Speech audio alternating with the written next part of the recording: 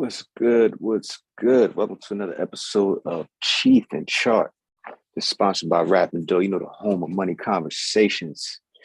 Oh man. Of course, I'm your man, Don Bucks. This episode, Strawberry Lemonade. Rules are rules. Rules are rules, man. And if you're gonna smoke weed, make sure it's a sativa so you can stay active out here in these streets. But Rap and Dough, home of money conversations. We talk about all things Black wealth.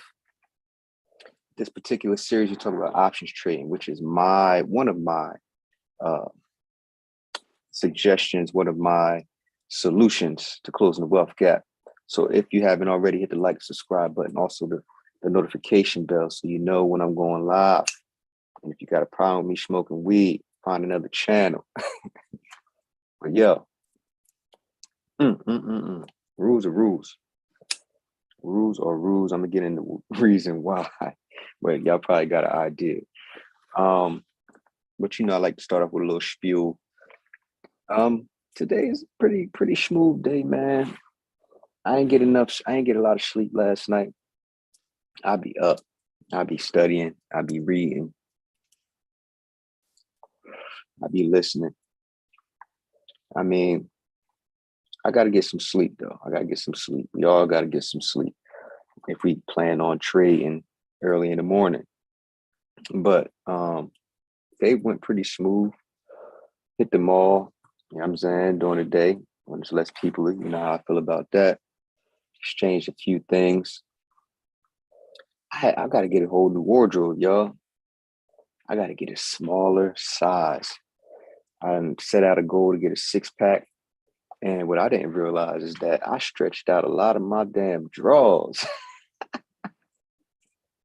That little gut I had, man, stretched out my waistline. But not only that, I realized that, damn, I really took off an inch or two. So I've been grabbing, new fresh jeans and fresh sweatsuits, smaller size. But I was calling myself still trying to hold on, thinking it was, being at the jeans a little bit tighter nowadays. You feel me?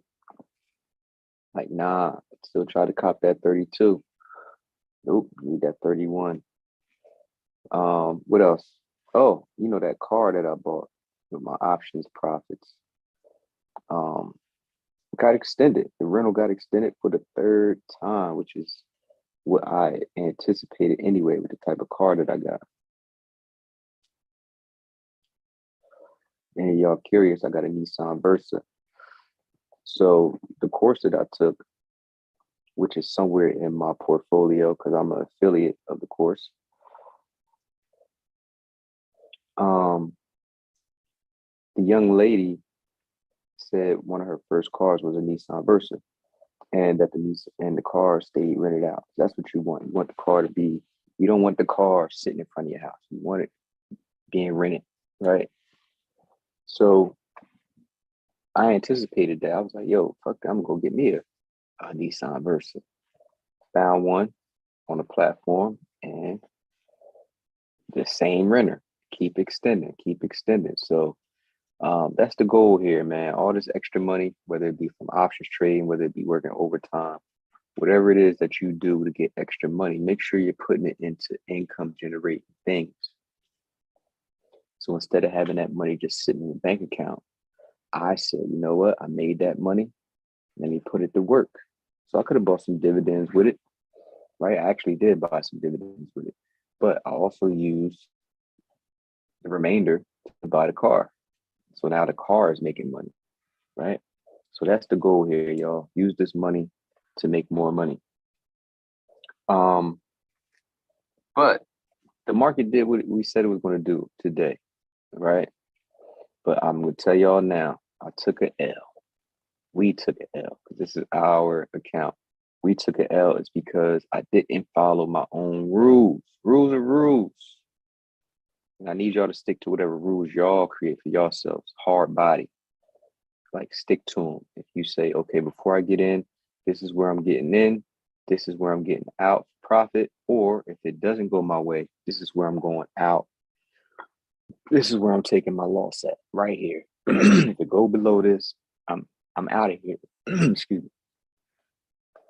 That's what happened today. But I didn't follow my rules. The market did something crazy, and we have to be prepared for the market doing what it wants to do, no matter how our edge has worked for us. And the edge works, but we had to be prepared mentally and position size wise for when the market does what it wants to do. This is why we have to have our emotional threshold amount determined, so we know when we're over leveraging, right? That's what I did today. Basically doing what I have been doing all week.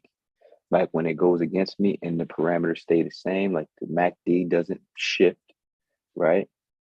The MACD is still the same, but the bars in my trading time frame are showing the opposite. So that's the momentum divergence. So I was adding, like I was averaging in or getting the contracts cheaper, making my average buy price come down as it showed strength in the weakness. Man, that thing, first it gapped down.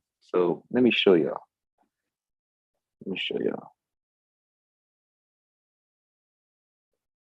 So where were we yesterday? Let's go to the daily time frame. Make it bigger. Boom. So here we were yesterday. This red bar. And we had a momentum. The momentum was going to the downside. But it started here. Like it turned down at this bar here. So any strength in here, like we'll have to see that in the trading time frame. But we seen that yesterday, this one bar here is yesterday. It had a new low in the MACD. So we said it was going to go down. We didn't know it was going to go below this support, but it went through it this morning. So if y'all know what I'm trading, my stock is in opposition. So my stock was sitting at resistance. But then let me just show you this one, and then I'm going to show you mine. So what we were looking for is this to continue down to this white line here today, but it went through it. It went through it. But not only did it go through it, and we, according to the weekly, we should have been continuing down. Look at the weekly.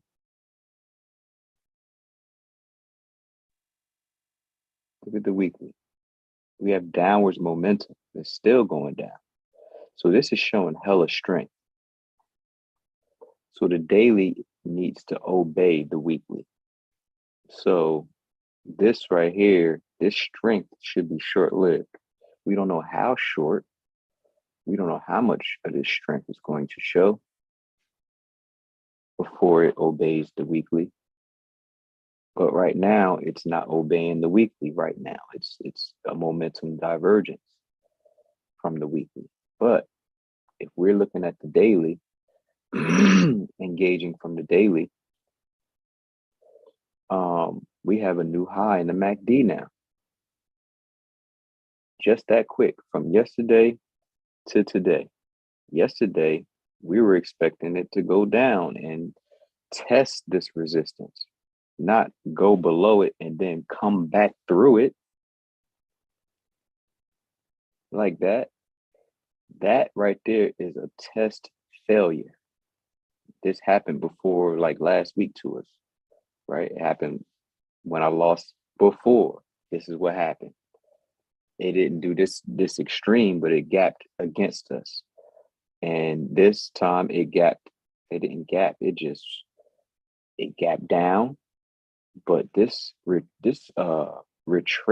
is crazy. This retracement is crazy. It retraced from 347.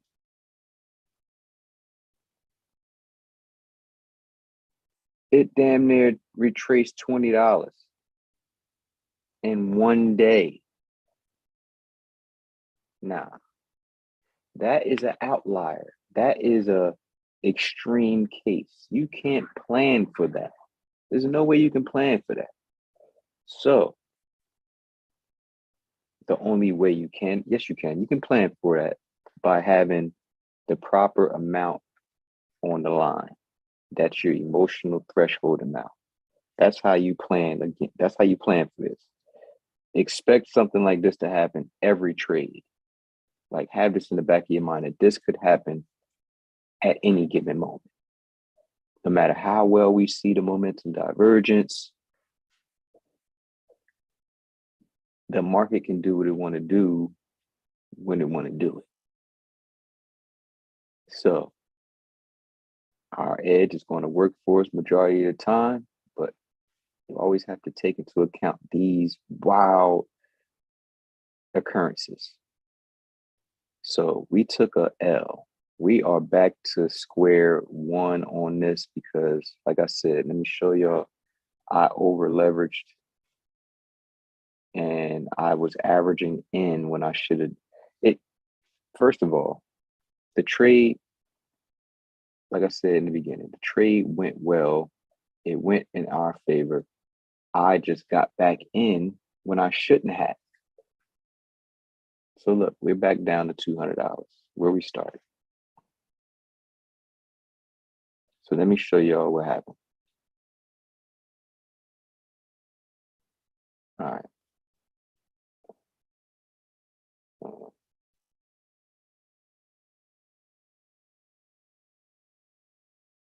Orders.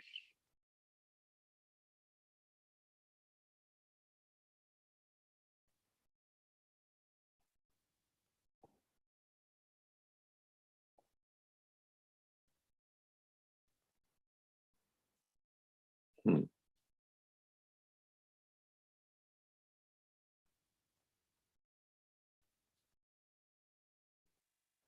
All right, so was this morning? Yeah. So this was this morning. So yesterday I bought it for 158 at the end of the day, I believe. 158. Yeah, 158. So then this morning I sold it for 193. Then my fast ass hops back in and buys another one on the pullback. Let's see, it went up to 193. Well, actually, this is a different strike price because now I'm positioning for the next level up, right? So now I pick a $32 strike price and it was 115.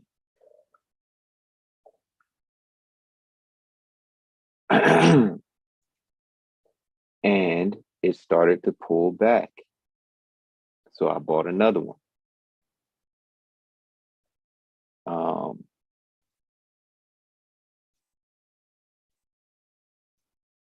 This is how this happened.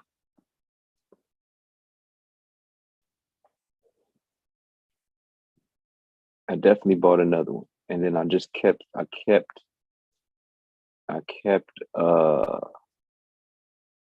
don't know if that got filled or not. Yeah, this got filled. This was the end. This was the last.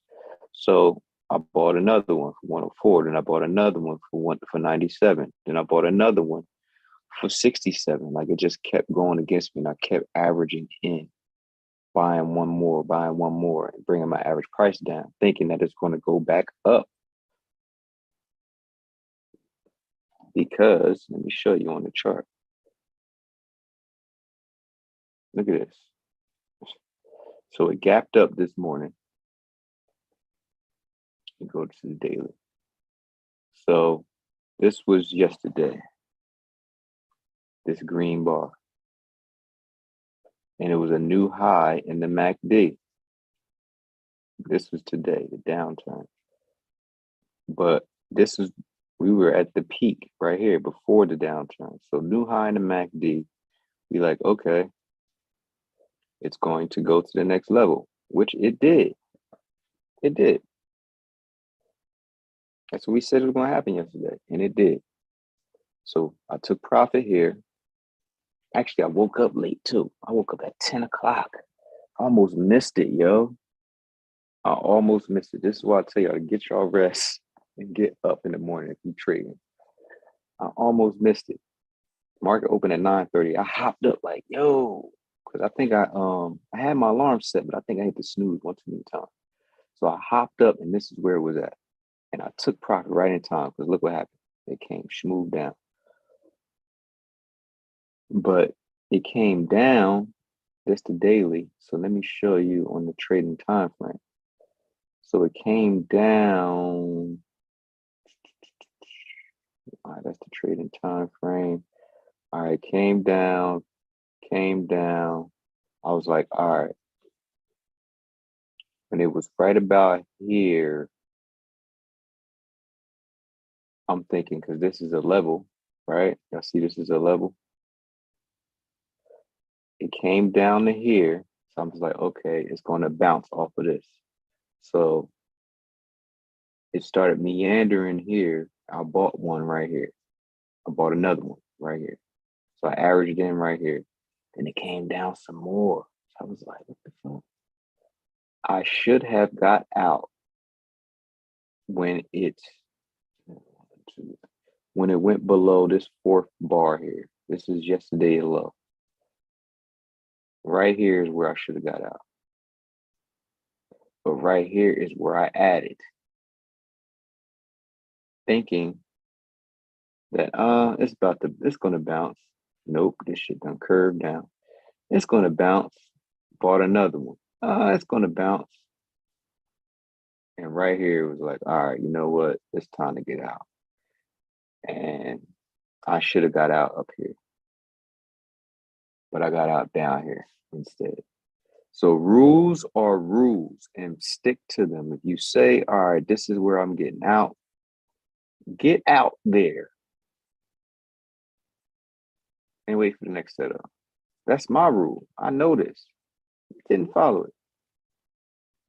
And you see the results. So when you don't stick to your own script, you got to live with the results, and you will see the results of not listening to your own rules. You'll feel it. So I literally got up and walked away and laid down. I didn't even go to sleep. I laid down, closed my computer and laid down. I don't know what you're gonna have to do when you take an L that you know you shouldn't have took. But figure something out. But get up from the table, get up from the computer and do something else. Clear your head. Don't try to revenge trade. The gem here is not only that rules are rules, but if I can make a mistake, and I clearly have made a couple in front of you guys, and I'm not afraid to, because everyone is going to make them. But people are scared to tell you that. I'm not. I know the realities of the market. No one will be 100%. And anyone that thinks they are or acts like they are is capping. But if the gem, like I said here, is if I can make a mistake, you are damn sure going to make a mistake. And it's okay. I'm here to let you know it's okay. You know what I'm saying? Just make sure you can identify it and fix it. I need to wait for more than 2, possibly 3 bars to make sure the parameters are staying the same on my pullbacks in my trading time frame. I said that already. So this was 1. This was 2, right? And if I would have seen this, I probably wouldn't have gotten in, but I didn't wait for the second bar. right? Because the second bar is actually definitely where I should have got out of. Because yesterday's low is right here, this red bar. The bottom of this red bar is where I should have got out. Went below there, my edge is gone. Your edge is gone. Whatever edge you had, it's gone. Yesterday's low, the extreme, below that, yeah, right, like right there. It don't have to be the exact, but right, like below it, and it goes below that, should have been out. Your edge is gone. So I'm here to let you know it's okay. It's okay. Be wrong. We're back to square one. We didn't lose at all. So I see my edge appearing again tomorrow. So tomorrow, this is what I see. I see the SPY. Let's see. Let's go to the trading time frame. I see the SPY new high. This is weakness. It's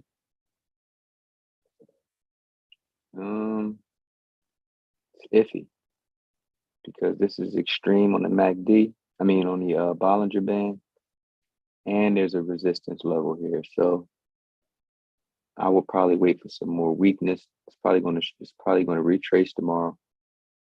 Some more weakness. It has to work off some of this strength that it had today.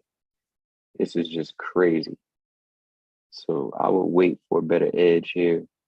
I don't see any edge there. We have weakness with strength, momentum divergence.